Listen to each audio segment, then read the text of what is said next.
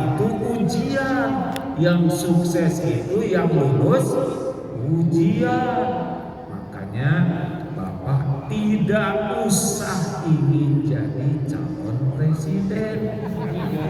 Kenapa? Karena tidak ada yang mencalonkan. Kalaupun dicalonkan, siapa yang memilih? Bukan tidak boleh punya dunia, terserah Allah mau dikasih dunia, tapi itu ujian. Makin tinggi jabatan, gelar, pangkat, popularitas, makin berat ujian. Yang sukses itu adalah yang dengan ujian itu makin apa? Makin. Nah, Ibu ingin punya suami yang soleh? Yang ada di gimana ya? Kan? Saya doa ingin suami saya hafiz Quran, soleh, baik hati, banyak uangnya, penyayang. Ya kan yang seperti itu gak mau sama ibu. Ibu harus ngereyeh ya. Bu, bagaimana caranya supaya suami makin sayang ke ibu?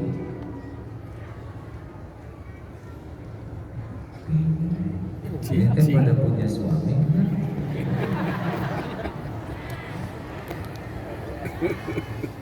Full service.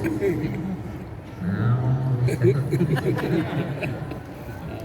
ayo jawab, Pak. Tegang. Pak, gimana caranya supaya istri jadi wanita soleha? Jawab. Kita yang harus soleh. Jawab, yakin? Harus soleh suaminya. Jawabannya begini. Siapa yang menciptakan suami ibu? Siapa yang membulak-balik hati suami ibu? Ibu bisa membulak-balik hati suami tidak? Jawab, bisa tidak? Tidak bisa. Gak bisa, Bu. Tahu juga enggak hatinya seperti apa, ya kan? Kalau ibu yakin yang bisa membulak-balik hati suami adalah Allah, jadilah istri yang disukai Allah. Jadi istri yang bertakwa, selebihnya Allah yang membulak-balik hati suami. Gitu. Jadi ibu mau centil setengkar kepek enggak ngepek. Sama Bapak juga. Gimana kita nyolehakin istri sedangkan menyolehkan diri sendiri aja nggak bisa? Satu-satunya kerjaan kita sebagai suami adalah mati-matian menjadi suami yang bertakwa dalam pandangan Allah. Anak jadi baik, istri jadi baik, itu Allah yang mengerjakan, bukan kita.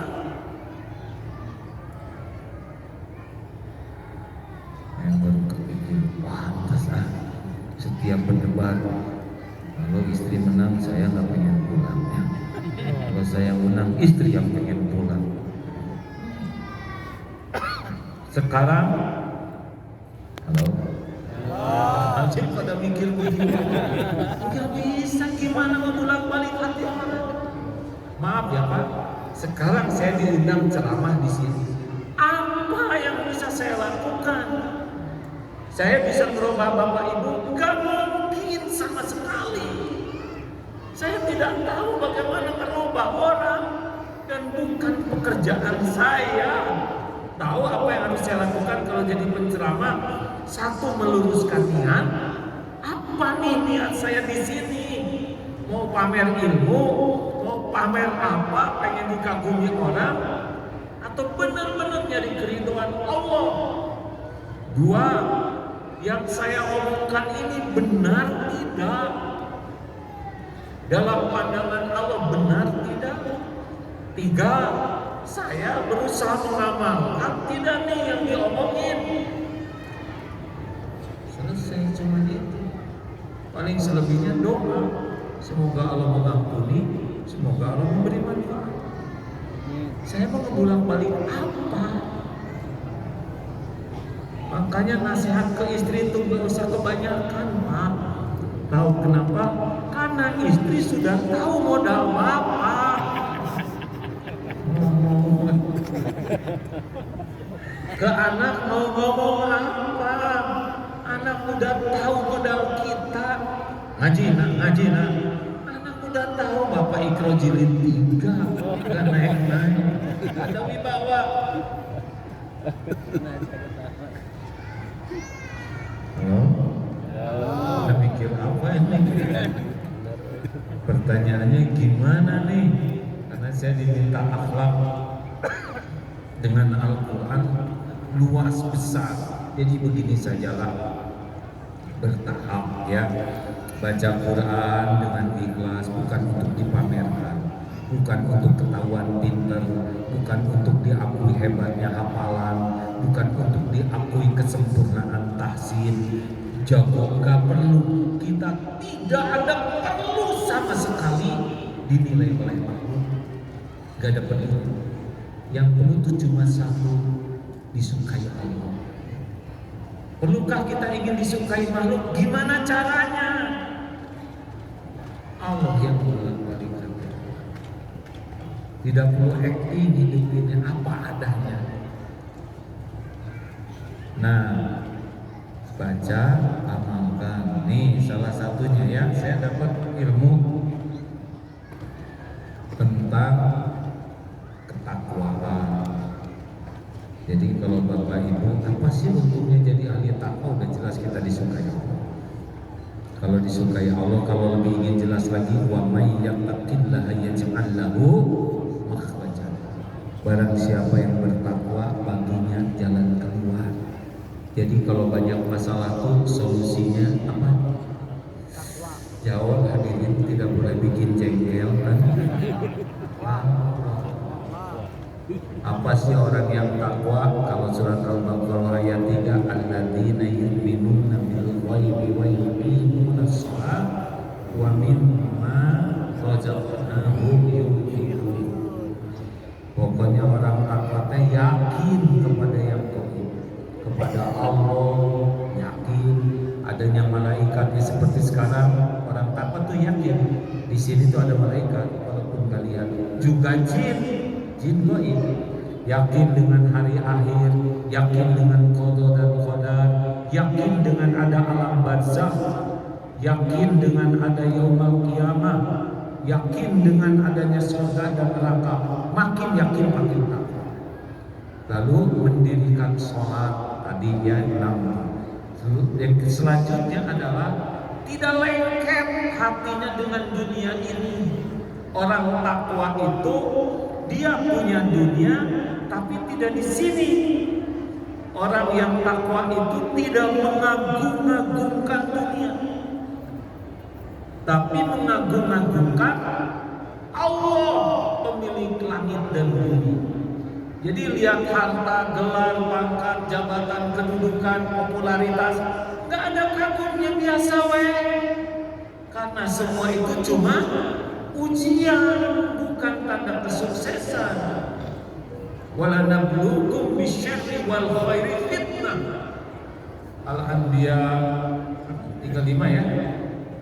Bahwa dunia ini Allah menguji kita dengan keburukan dan kebaikan sebagai cobaan. Jadi latih kalau mau takwa teh jangan kagum. Wah itu artis biasa weh. Wah ini mobilnya bagus cuman kaleng, plastik, kaca. Kalau lihat dunia udah biasa, bukan menghina orangnya ya. Jendal cing mana teh dengki, cicing gak boleh begitu. Tidak menghina orangnya, tapi tidak kagum dan tidak lengket. Lihat tukang parkir, banyak mobil, tidak sombong, ganti-ganti, tidak terkabur, diambil sampai habis, tidak sakit hati. Kenapa? Hanya dimiliki. Punya sepatu bagus boleh, tapi simpannya di kap. Kalau sepatu bagus disimpan di hati, sepatunya bagus tinggi hati. Lihat yang lebih bagus, iri hati. Sepatu keinjak, sakit hati. Boleh punya sepatu sok aja, kalau nanti kuat tanggung hisab nggak apa-apa. Nah, kalau mau jadi ahli takwa, izhad fid dunya yuhibbukallah. Zuhudlah terhadap dunia. Makanya dia ringi menafkahkan itu. Ali Imran 134, alladzina yunfikuna fis sarra'i wad dharra. Nih akhlak, senang berinfak. Rasulullah SAW, saya belum ketahukan yang ini harus ngaku ya, ada gitu kan, yang baru rencana. Jadi Rasulullah SAW kalau ngambil emas mau dibagikan, nggak pakai mikir, grawu bro. Kalau kita dulu tes ketakwaan. Kalau punya uang 2 lembar 120.000, jujur, jangan langsung soleh ya, asli dulu. Yang mana yang akan diinfakkan? Ternyata 3 lembar, ada yang keselip, aslinya 3 lembar yaitu 125. Jadinya yang mana? 5.000. Ya Allah, ini ada yang lepet satu lagi, nyungsep di pojok 127. Jadinya yang mana? Sudah bisa mengukur kan? Ternyata yang 2.000 ada 2 lembar. Yang satu masih bagus, ngejepret, yang satu ringsek. Yang mana yang dimasukin? Sudah jelas ya ketakwaan seperti apa. Nah, orang-orang yang takwa mah udah yakin sedekah itulah yang menjadi rezekinya. Tapi yang belum takwa, yang dipegang, yang dianggap rezeki. Ayo latihan. Kalau punya uang potong 5%, sedekahkan, dapat 1.050.000. Miskin tidak, enggakkan. Naik 10%, dapat 1 juta, potong 100, sedekahkan, dapat 10 juta, 1 juta, sedekahkan. 3 bulan, enggak miskin, naik, potong 20%, naik. Kenapa jadi tegang begini? Saya bisa lihat dari depan. 5%, 10% mulai ngitung cicilan. 20% dan begini. Tadinya mau dinaikin ke 40 tapi bisa setengah.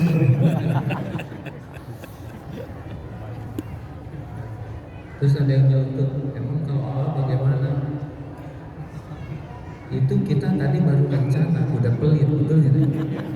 Itu kan belum nih potongnya, udah tegang. Ada yang nyeletuk, Arya A bagaimana? Bisa. Lagi duduk begini, datang tamu dari sana. Makasih ya atas doanya dan nasihatnya.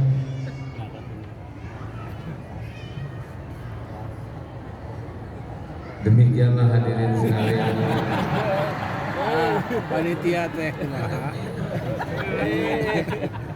Gimana panitia, saya dilema nih. Dikit lagi ya. Tadi sampai di mana? Makan kira ramen ya. Datang tamu, maaf ya dikirim buat terima kasih atas doanya, saya dimudahkan Allah rezekinya, proyek saya lancar. Baru aja ngasih koper segede gini nih. Ini apa? Buat terserah aja lah. Maaf ya, saya harus pergi aja, dia lewat sana. Terus saya coba buka, ternyata 10 miliar. Mau diapain? 7,5 miliar untuk ibu-ibu. 2,5 miliar untuk bapak-bapak.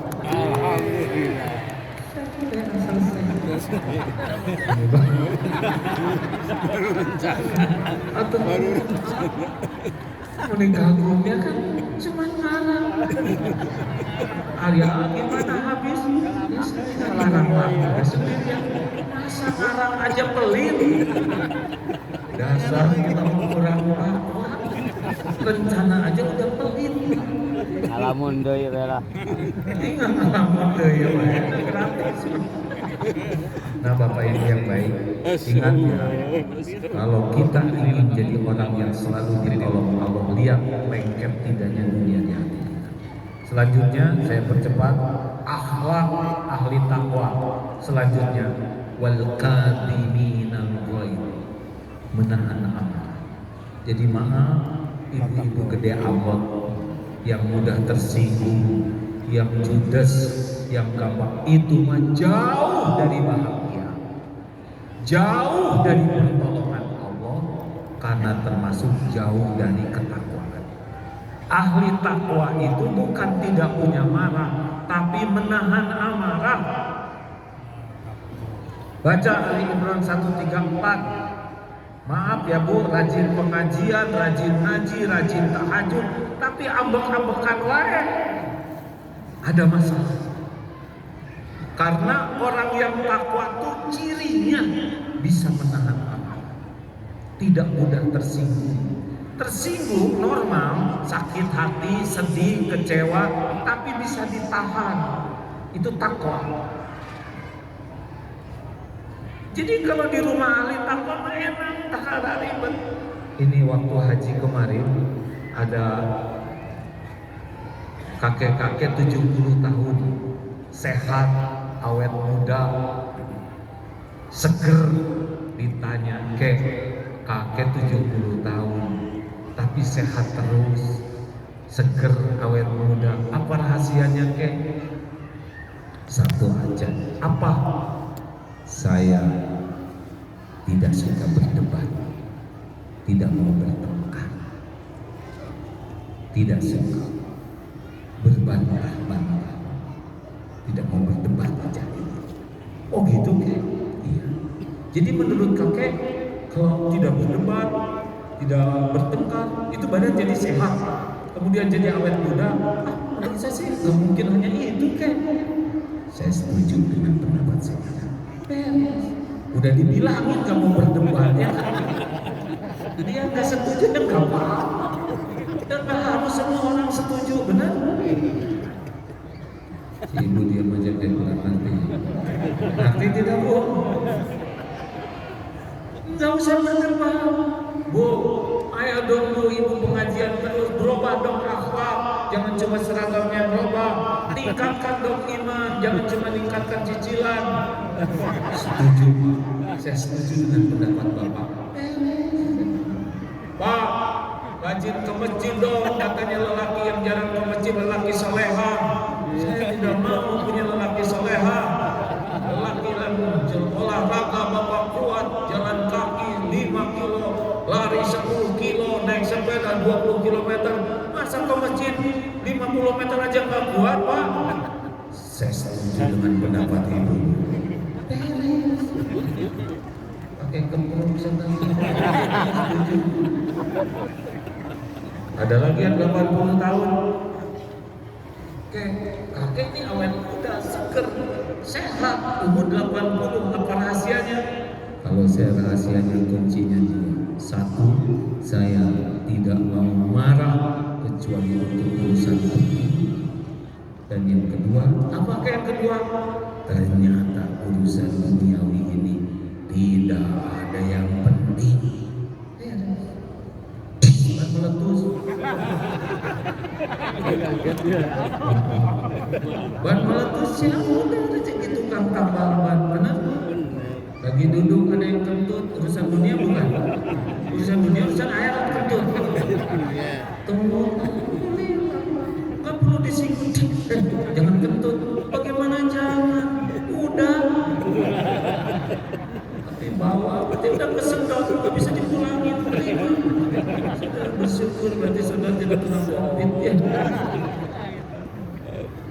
Ini gimana nih, listrik mahal, bayarnya cabut ya kan? Ya baru dapat bayaran mah keluar. Nggak usah ribet dengan dunia, nggak ada apa-apanya. Ibu punya kerudung kena setrika bolong, kerudung urusan dunia, urusan akhirat. Bukan leher yang bolong. Nggak ada apa-apanya dunia ini ya. Makanya jangan berantem masalah pilpres ya. Setuju.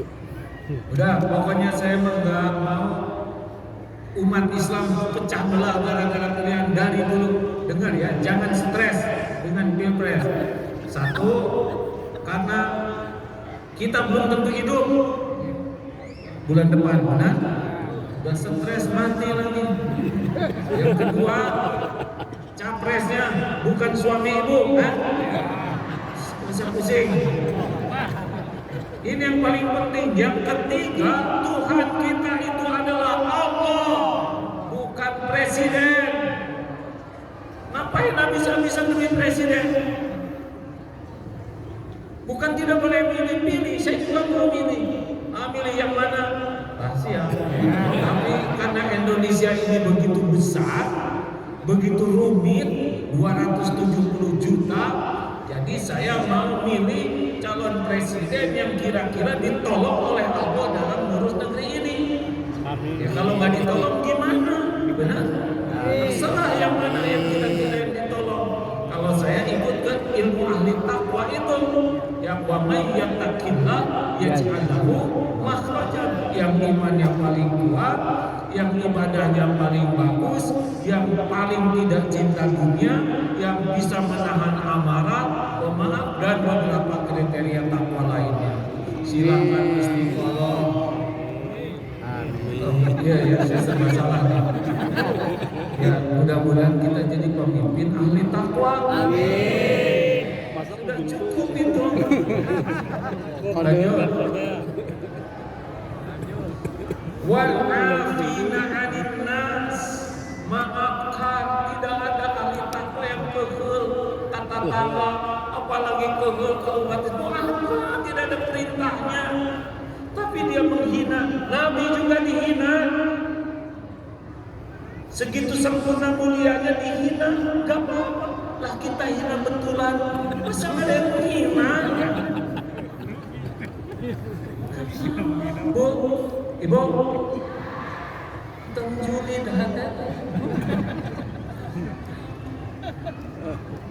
ada nih di ruangan ini ya, dia pernah dipuji rame-rame, udah gitu dicaci maki rame-rame. Gak tuh rasa kita, gak ada orang. Bahkan yang nyacinya juga hadir sekali.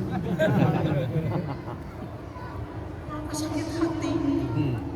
Kita tidak bisa mengontrol hati orang lain. Jangan fokus dengan yang bukan kewajiban kita. Kita tidak bisa mengendalikan hati orang. Fokuslah mengendalikan hati sendiri. Wal 'afina 'anil nas. Itulah orang takwa. Tidak ada benci dendam bersaudara. Wallahu yuhibbul muhsinin, dan Allah sangat mencintai orang yang berbuat kebaikan. Udah tidak marah, kita maafkan, kita berbuat baik. Itu yang bakal ditolong oleh Allah. Keren tidak? Ini satu ayat nih. Satu ayat kalau diamalkan berubah hidup kita. Kasih. Daya. Bu, kalau ibu melakukan kesalahan, dengar ya, maunya dimarah oleh suami, dicuekin, atau dinasehati dengan lemah lembut, jawab semuanya keras. Catat, jangan dimarah.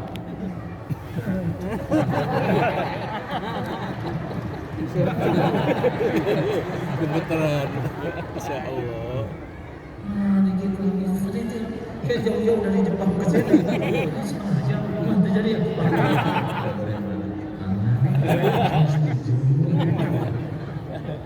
Atulah. Dikit lagi, ini bonus ini paling penting. Ini urusan